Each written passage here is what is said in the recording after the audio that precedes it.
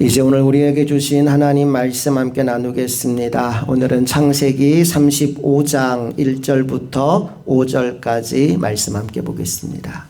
하나님이 야곱에게 이르시되 일어나 베델로 올라가서 거기 거주하며 내가 내 형 에서의 낯을 피하여 도망하던 때에 내게 나타났던 하나님께 거기서 제단을 쌓으라 하신지라.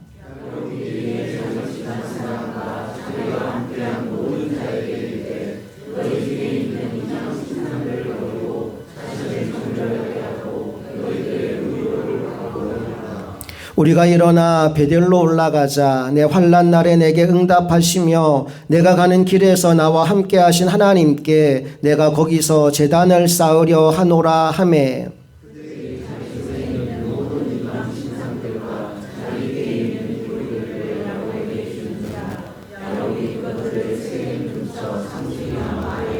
함께 읽습니다. 그들이 떠났으나 하나님이 그 사면 고을들로 크게 두려워하게 하셨으므로 야곱의 아들들을 추격하는 자가 없었더라. 아멘. 오늘은 일어나 베델로 올라가라 라는 제목으로 하나님 말씀 나눕니다. 옆 사람과 한번 인사할 때 일어나 베델로 올라갑시다 그렇게 인사하시겠습니다. 일어나 베델로 올라갑시다. 아멘. 우리가 인생을 살다 보면 누구에게나 위기가 찾아옵니다. 어느 날 갑자기 건강이 무너지고 관계가 흔들리고 경제가 휘청거리고 또 때로는 자녀 문제로 마음이 무너지는 일들이 생기기도 합니다. 우리의 인생은요, 평탄하게만 한 길이 아니라 예상치 못하는 고비가 계속 나타나는 길입니다.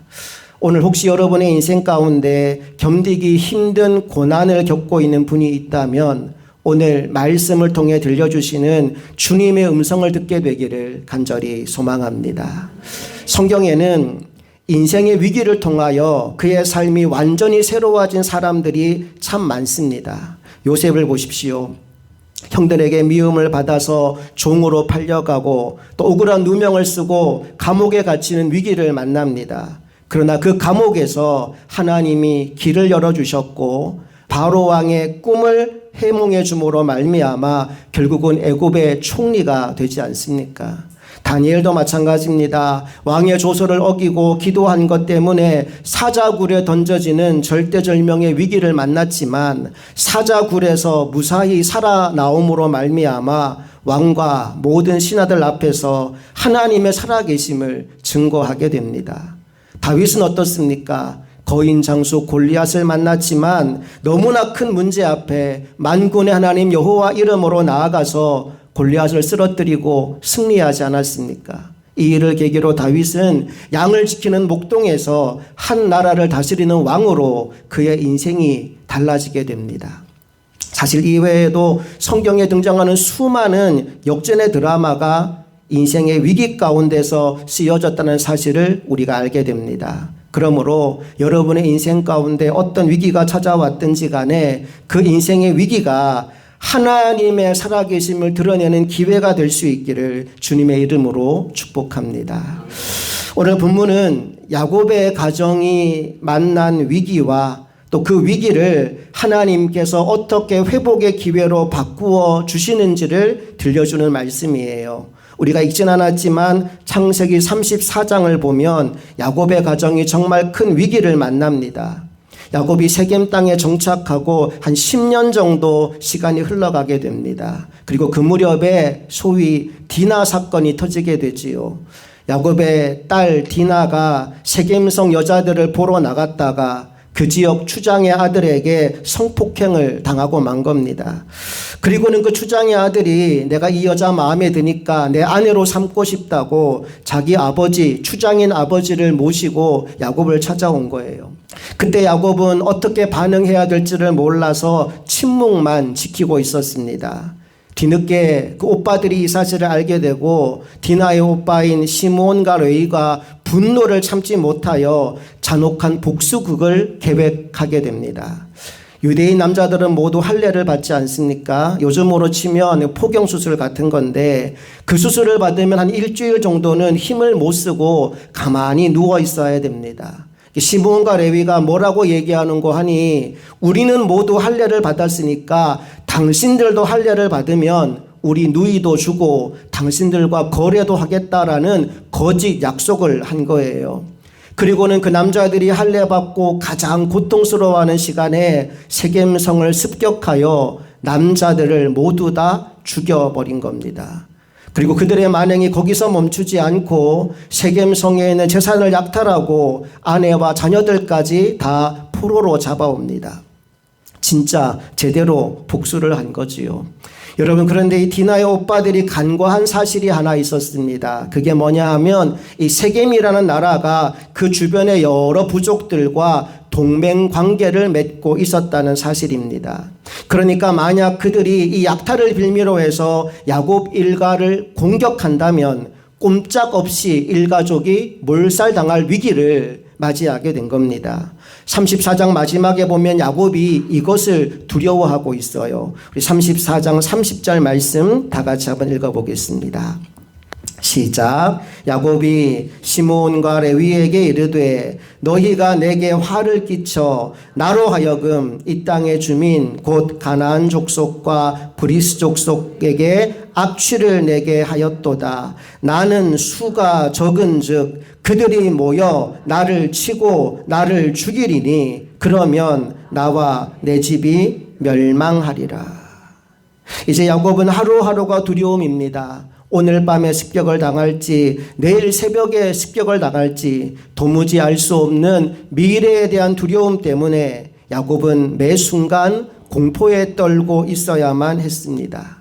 바로 그때 하나님이 야곱에게 나타나십니다. 오늘 본문 1절이 그렇게 시작되는 본문이에요. 다 같이 읽어봅니다. 하나님이 야곱에게 이르시되 일어나 베델로 올라가서 거기 거주하며 내가 내 형 에서의 낯을 피하여 도망하던 때에 내게 나타났던 하나님께 거기서 제단을 쌓으라 하신지라. 여러분, 하나님이 야곱에게 하신 첫 말씀이 무엇입니까? 일어나라는 거예요. 야곱이 지금 두려움에 눌려 있습니다. 사람이 두려움에 눌리면요, 움직이지 못합니다. 몸이 멈추고 마음이 멈추고 믿음이 멈춥니다. 그런데 하나님은 일어나라고 말씀합니다. 이것은 단지 물리적으로 일어나라는 말씀이 아닙니다. 영적으로 다시 서라는 말씀입니다. 두려움에 눌린 자리에서, 절망에 눌린 자리에서, 포기하고 싶은 자리에서 일어나라 말씀하는 거죠. 오늘 어떤 문제 때문에든지 여러분 가운데 주저앉아 있는 분이 계신다면 하나님의 이 음성을 듣고 일어나게 되시기를 주님의 이름으로 축복합니다. 우리 한 번 더 옆 사람에게 인사해 줄까요? 일어나십시다. 일어나십시오. 인사하겠습니다. 자, 일어나라 말씀하신 하나님이 곧바로 야곱에게 주신 말씀이 있어요. 어디로 올라가라고 말씀하셨지요? 베델로 올라가라 말씀합니다. 여러분, 왜 베델일까요? 다른 안전한 곳도 많을 텐데 왜 하필 베델일까요? 첫째 이유는 이겁니다. 베델은 야곱이 하나님을 처음 인격적으로 만난 자리이기 때문입니다. 다시 말해서 야곱에게 베델은 첫사랑의 감격이 있는 장소이기 때문입니다. 요한계시록에 보면 우리 주님이 에베소 교회를 책망하시면서 이런 말씀을 하시죠. 요한계시록 2장 4절 다 같이 읽어볼게요. 시작. 그러나 너를 책망할 것이 있나니 너의 처음 사랑을 버렸느니라. 사실 에베소 교회는 칭찬할 게 많은 교회입니다. 역사와 전통을 자랑하는 교회였어요. 에베소 교회는 사도 바울이 개척한 교회거든요. 그리고 그의 영적 아들인 디모데가 뒤를 이어 목회한 교회입니다. 게다가 요한계시록을 쓴 사도 요한이 밤모섬으로 유배되기 직전까지 머물렀던 지역이 에베소였어요. 거기서 에베소 교회 성도들을 돌보고 복음 전하다가 밤모섬에 유배되어 요한계시록을 쓰고 있는 겁니다. 에베소 교회는요, 자랑할 게 많은 엄청난 교회입니다. 2절 3절 말씀을 보면 그 교회를 향한 주님의 칭찬이 나오는데 우리 다 같이 한번 읽어볼게요. 시작. 내가 내 행위와 수고와 내 인내를 알고 또 악한 자들을 용납하지 아니한 것과 자칭 사도라 하되 아닌 자들을 시험하여 그의 거짓된 것을 내가 드러낸 것과 또 내가 참고 내 이름을 위하여 견디고 게으르지 아니한 것을 아노라. 한마디로 대단한 교회입니다. 그런데 여러분, 그 교회가 뭘 버렸다고요? 처음 사랑을 버렸대요. 이게 얼마나 심각한 문제인지 5절 말씀을 보니까 너희가 만약 회개하지 않는다면 촛대를 옮겨버리겠다라는 무서운 말씀을 하십니다. 함께 읽어볼게요. 5절 시작. 그러므로 어디서 떨어졌는지를 생각하고 회개하여 처음 행위를 가지라. 만일 그리하지 아니하고 회개하지 아니하면 내가 내게 가서 내 촛대를 그 자리에서 옮기리라. 아멘. 여러분 모두에게도 하나님을 처음 만난 감격의 순간이 있을 겁니다. 혹시 지금 그 열정, 그 기쁨, 그 감격이 사라진 채로 무덤덤하고 습관적인 종교 생활만 반복하고 있는 분이 혹 여기 계시진 않습니까? 에베소 교회를 향한 얘기가 나의 이야기다라고 여겨지시는 분 혹시 계시지 않으십니까? 그렇다면 오늘 이 에베소 교회에 주시는 책망의 말씀을 나에게 주시는 주의 음성으로 받고 회개하여 처음 행위를 가지게 되시기를 간절히 축복합니다. 우리 2026년 우리 교회 표어는 나의 하나님을 만나다입니다. 하나님을 다른 누군가의 하나님으로 알고 끝나는 것이 아니라 나의 하나님으로 만나고 그 하나님과의 첫사랑의 감격을 누리며 살아가는 2026년 한 해가 될 수 있기를 간절히 소망합니다.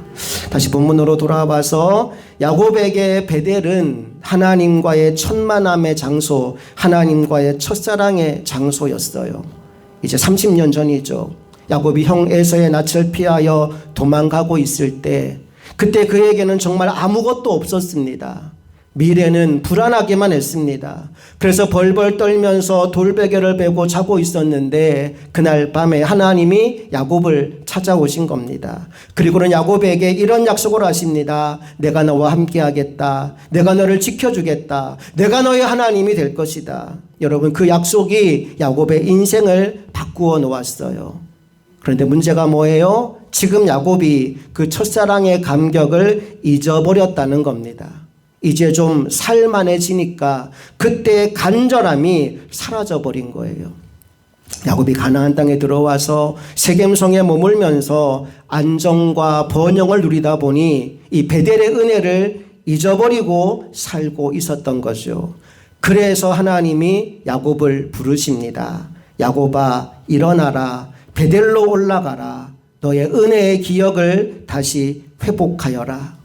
사랑하는 여러분, 혹시 여러분 가운데 위기를 겪는 분이 있다면, 그래서 그 사실 때문에 하나님이 지금 나를 혹시 벌하시는 게 아닌가 여겨지는 분이 있다면 여러분 오늘 생각을 바꾸십시오.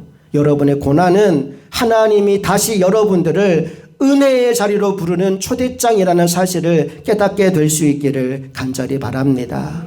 그리고 그 부르심에 아멘 응답하고 순종하여 하나님께로 더 가까이 나아가는 인생이 되기를 주님의 이름으로 축복합니다. 자, 그런가 하면 두 번째, 하나님이 야곱을 베델로 부르신 이유는 그곳이 바로 야곱이 하나님께 서원했던 자리이기 때문입니다. 꿈에서 하나님을 만난 야곱이 얼마나 감격했던지 잠이 깨자마자 하나님께 이런 약속을 합니다. 만약 하나님이 나를 지켜주시고 다시 아버지 집으로 돌아오게 해주신다면 이곳이 하나님의 집이 될 것이고 내가 가진 것의 10분의 1을 하나님께 드리겠습니다. 누가 시킨 것도 아닌데 서원을 했어요.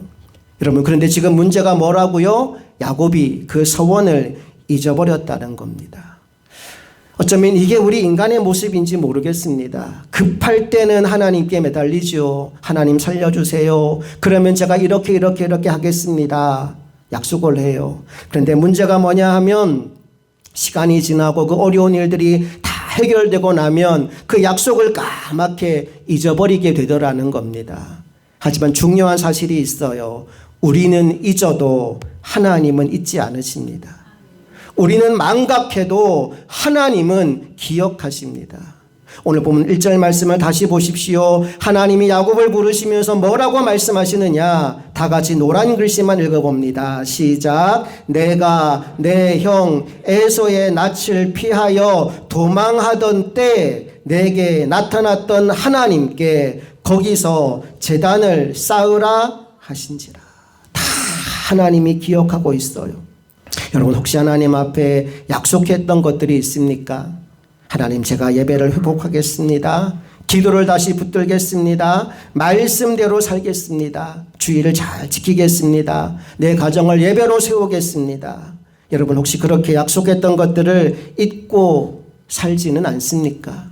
서원은 단순한 인간의 결심이 아니라 하나님 앞에서의 약속입니다. 그러므로 서원을 가볍게 여기지 마십시오. 하나님은 여러분의 약속을 기억하고 계십니다. 마지막 세 번째, 하나님이 야곱을 베들로 부르시는 더 중요한 이유가 있습니다. 그게 뭐냐? 바로 예배의 회복이라는 거예요. 1절 후반부에서 이렇게 말씀이 마무리되지요. 거기서 제단을 쌓으라. 여러분, 하나님이 야곱을 베들로 부르신 최종 목적이 무엇입니까? 바로 예배를 회복하는 거예요. 자, 그런데 여기서 우리가 놓치지 말아야 할 것이 하나 있습니다. 바로 그것은 예배의 대상이 누구냐라는 겁니다. 거기서 앞에 예배의 대상이 나오는데 누구라고 적혀 있나요? 하나님께. 하나님께 거기서 제단을 쌓으라 말씀하십니다. 여러분, 예배는 나를 위한 시간이 아닙니다. 내 기분과 내 감정을 만족시켜주는 시간이 아닙니다. 예배는 하나님께 드리는 겁니다. 찬양과 경배와 순종과 마음의 중심을 하나님께 드리는 시간이 바로 이 예배 시간입니다. 그리고 이 예배를 통하여 하나님과 우리의 관계가 회복됩니다. 그리고 하나님과의 바른 관계가 회복되고 나면 내가 직면한 그 모든 문제에 대한 해석이 달라지게 됩니다. 상황은 그대로인데 마음가짐이 달라지는 거예요. 그 결과 나의 말이 달라지고 나의 선택이 달라지게 됩니다. 자, 이제 하나님의 말씀에 대한 야곱의 반응, 야곱의 말과 야곱의 태도를 한번 살펴보겠습니다. 3절 말씀 다 같이 읽어볼게요. 시작. 우리가 일어나 베델로 올라가자. 내 환난 날에 내게 응답하시며 내가 가는 길에서 나와 함께 하신 하나님께 내가 거기서 제단을 쌓으려 하노라 하매. 야곱이 어떻게 반응합니까? 언젠가는 가야지, 이게 아닙니다. 곧바로 일어나서 선포합니다. 우리가 일어나 베델로 올라가자라고요. 여러분, 신앙은 미루면 안 됩니다. 회복은 언젠가가 아니에요. 회복은 지금입니다. 자, 그런데 야곱이 가족들을 이끌고 베델로 올라가기 전에 먼저 한 일이 있어요. 그게 뭘까요? 2절 말씀에서 확인해 봅니다. 시작. 야곱이 이에 자기 집안 사람과 자기와 함께한 모든 자에게 이르되 너희 중에 있는 이방 신상들을 버리고 자신을 정결하게 하고 너희들의 의복을 바꾸어 입으라. 아멘. 세 가지를 명하지요. 첫째, 이방 신상들을 버려라. 둘째, 너희 자신을 정결하게 해라. 그리고 셋째, 의복을 바꾸어 입어라 라고 이야기합니다. 여러분, 고난이 주는 유익이 있는 것 같아요. 야곱이 고난당하기 전에는 아내 라헬이 가지고 있는 드라빔, 그 우상의 신상을 알면서도 묵인했거든요. 그 주변 자기가 거느리고 있는 사람들이 우상을 섬기고 있는 걸 다 알면서도 모른 채 했거든요. 그런데 고난이 유익이에요. 고난을 통해서 하나님의 말씀을 받고 나니까 첫 번째로 했던 말이 버리라는 거예요. 이방의 신상들을 버려라. 오늘 여러분들에게 버려야 할 것이 무엇이 있습니까? 오늘 여러분들의 우상은 무엇입니까? 우상을 한마디로 설명하라면 내가 하나님보다 더 사랑하고 내가 하나님보다 더 의지하는 것, 여러분 그게 우상입니다. 내가 하나님보다 내 자녀를 더 사랑한다면 자녀가 나의 우상이고, 내가 하나님보다 돈을 더 믿고 의지한다면 돈이 나의 우상이 되는 겁니다. 오늘 이 아침 내가 붙잡고 있던 그 모든 우상들을 버리고 하나님을 붙잡게 되기를 간절히 바랍니다. 두 번째, 자신을 정결하게 하라라고 말씀하지요. 여러분, 정결의 출발점이 뭘까요? 회개하는 거지요. 요한 1서 1장 9절은 이렇게 말씀합니다. 함께 읽어봅니다. 만일 우리가 우리 죄를 자백하면 그는 미쁘시고 의로우사 우리 죄를 사하시며 우리를 모든 불의에서 깨끗하게 하실 것이요. 여러분, 핑계대지 말고 자신의 죄를 인정하십시오. 자꾸 합리화하려고 하지 말고 진실하게 죄를 자백하십시오. 남 탓하려고 하지 말고 책임지는 자리에 서십시오. 그때 하나님께서 여러분을 정결하게 만들어 주실 겁니다. 여러분, 근데 오해하면 안 됩니다. 이 정결함을 이루는 것이 우리의 행위나 노력의 결과가 아니에요. 오직 예수 그리스도의 피가 우리를 정결하게 합니다.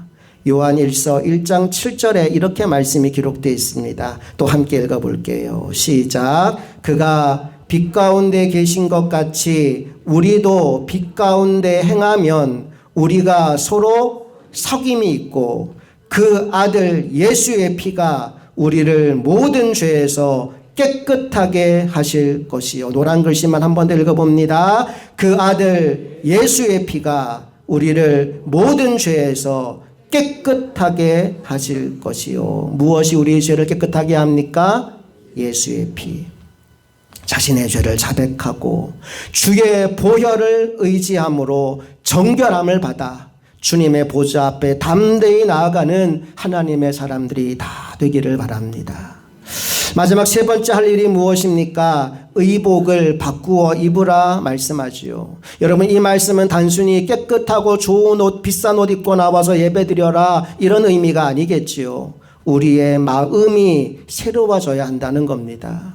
예수로 옷 입어야 된다는 겁니다. 거룩한 새 사람을 입어야 된다는 거예요. 에베소서 4장 22절부터 24절이 이 말씀을 통해 우리에게 들려주는 주의 음성입니다. 읽어봅니다. 시작. 너희는 유혹의 욕심을 따라 썩어져가는 구습을 따르는 옛사람을 벗어버리고 오직 너희의 심령이 새롭게 되어 하나님을 따라 의와 진리의 거룩함으로 지으심을 받은 새 사람을 입으라.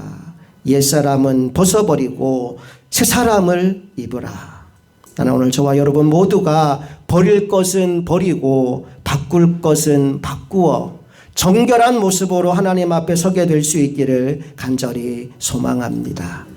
자, 이제 야곱의 명령에 대한 이 가족들의 반응을 함께 살펴보기 원합니다. 4절 말씀 다 같이 읽어볼게요. 시작. 그들이 자기 손에 있는 모든 이방 신상들과 자기 귀에 있는 귀고리들을 야곱에게 주는지라. 야곱이 그것들을 세겜 근처 상수리 나무 아래에 묻고. 여러분, 여기서 놀라운 사실 한 가지는 그들이 가지고 있던 우상의 가지수가 한두 가지가 아니었다는 겁니다. 야곱의 집안 사람들인데 지난 10년 정도의 기간을 세겜성에 사는 동안 세겜의 문화에 완전히 동화되어 갔던 거예요. 수많은 우상들을 그냥 같이 섬기고 살았어요. 그런데 중요한 게 뭡니까? 그것들을 모두 상수리 나무 아래에 묻어버렸다는 겁니다. 그리고 그들이 과거와 완전히 결별하기로 결단했다는 겁니다. 오늘 이 예배 시간 여러분들도 결단하게 되기를 축복합니다. 나의 우상을, 내가 하나님보다 더 사랑하고 내가 하나님보다 더 의지했던 모든 것들을 상수리 나무 아래에 묻어버리고 베델로 올라가게 될 수 있기를 주님의 이름으로 축복합니다. 자, 그들이 야곱의 말에 순종하여 이 모든 것을 했어요. 그때 어떤 일이 일어나게 되었을까요? 마지막 5절 말씀 읽어봅니다. 시작. 그들이 떠났으나 하나님이 그 사면 고을들로 크게 두려워하게 하셨으므로 야곱의 아들들을 추격하는 자가 없었더라. 여러분 보세요. 야곱이 하나님의 말씀을 듣기 전에, 그리고 베델로 올라갈 마음을 먹기 전에 누가 누구를 두려워했어요? 야곱이 주변 고을의 사람들을 두려워했어요. 그런데 지금 야곱이 하나님의 음성을 듣습니다. 베델로 올라갈 결심을 합니다. 그리고 그 모든 가족이 함께 베델로 올라갑니다. 그때 어떤 일이 벌어집니까? 그 주변 고을 사람들이 야곱을 두려워하게 됩니다. 누가 이렇게 만들었다고요? 하나님이 그들을 두렵게 하시니 그들 중 어느 누구도 야곱의 아들들을 추격하는 자가 없었더라. 사랑하는 여러분, 예배 회복의 길은 하나님이 지켜주십니다. 하나님께로 돌아가는 그 발걸음을 하나님이 막지 않으십니다. 오히려 지켜주십니다. 오늘도 여러분이 예배를 회복하려고 마음을 먹는 순간, 기도를 다시 붙들려고 마음을 먹는 순간, 말씀 앞으로 돌아오려고 하는 그 순간, 여러분 그 길을 하나님이 도와주실 겁니다. 오늘 우리가 할 일은 일어나면 됩니다. 그리고 예배의 자리로 돌아가면 됩니다. 여러분, 예배 회복 없이는 어떤 것도 회복될 수가 없습니다. 안타까운 것 중에 하나가 뭐냐 하면, 많은 성도들이 인생의 위기와 문제를 만나면, 예를 들어 돈이 당장 없어요.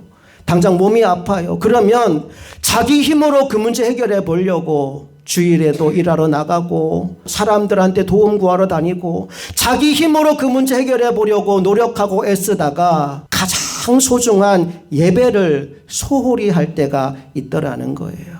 참 이상하지요. 그 어려운 문제, 그 문제를 해결해 보려고 예배의 자리에서 점점 멀어져 가는 겁니다. 하지만 여러분, 아닙니다. 하나님께 속한 하나님의 사람은 내 인생의 문제가 꼬이면 꼬일수록 예배에 더욱 집중해야 할 줄로 믿습니다. 오늘 우리가 인생의 밤을 만나고 풍랑을 만나고 인생의 위기를 만난다면 그것 때문에 예배를 소홀히 여기는 것이 아니라 오히려 예배에 목숨을 걸게 되시기를 주님의 이름으로 축복합니다. 왜 그렇게 해야 될까요? 예배는 단순한 의식이 아니기 때문입니다. 성경을 보십시오. 하나님은 예배를 통하여 우리를 만나 주십니다. 지금 여러분, 우리는 이 예배 시간에 하나님을 만나고 있는 거예요. 예배는 하나님을 만나는 것이기 때문에 하나님을 만나고 나면 인생의 문제들이 해결되게 되어 있습니다. 그래서 예배의 회복 없이 주어지는 축복은 그 어떤 것도 진짜 축복이 될 수 없는 겁니다. 하나님이 주시는 회복은 언제나 예배를 통해서만 가능합니다. 그래서 오늘도 하나님은 우리에게 말씀하고 있습니다. 너의 인생에서 무엇이 무너졌느냐? 너의 가정에 찾아온 위기가 무엇이냐? 그 문제가 무엇이든 간에 회복을 원한다면 다시 내 앞으로 돌아와 무너진 제단을 다시 쌓아라.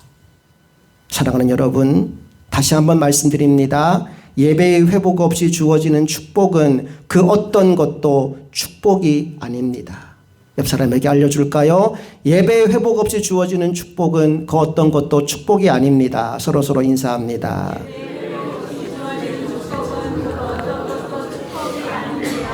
아멘. 여러분 이 사실을 분명히 마음에 새기시고 인생의 위기 앞에 예배를 포기하는 것이 아니라 위기가 왔으니 더 예배해야지, 문제를 만났으니 더 하나님 앞으로 나아가야지, 그 결단이 오늘 예배하는 여러분 모두의 마음속에 생겨나게 되기를 간절히 바랍니다. 오늘 주님 우리에게 말씀하십니다. 일어나 베델로 올라가라. 이 말씀을 내게 들려주는 주의 음성으로 듣게 될 수 있기를 간절히 소망합니다. 함께 기도하시겠습니다. 사랑해 주님, 감사합니다. 우리의 인생의 모든 위기와 문제 가운데에서 그 문제가 우리를 잠식하지 못하도록 하나님의 은혜가 오히려 그 모든 문제를 바꾸어 놓을 수 있도록 예배의 자리를 사모하고 예배의 자리를 지키는 우리 모두가 되게 하여 주시옵소서. 간절히 소망합니다. 우리 삶의 무너진 예배가 다시 세워지게 하여 주시옵소서. 두려움 때문에 눌려있고 두려움 때문에 멈춰서 있는 이들이 있다면 다시 일으켜 세워주시고, 우리 마음속에 우상이 있다면 그 모든 우상들 끊어내게 하시고 옛 습관의 모든 옷을 벗어버리게 하여 주시옵소서. 우리 삶의 모든 것을 새롭게 하시는 우리 주 예수 그리스도의 이름으로 기도합니다. 아멘.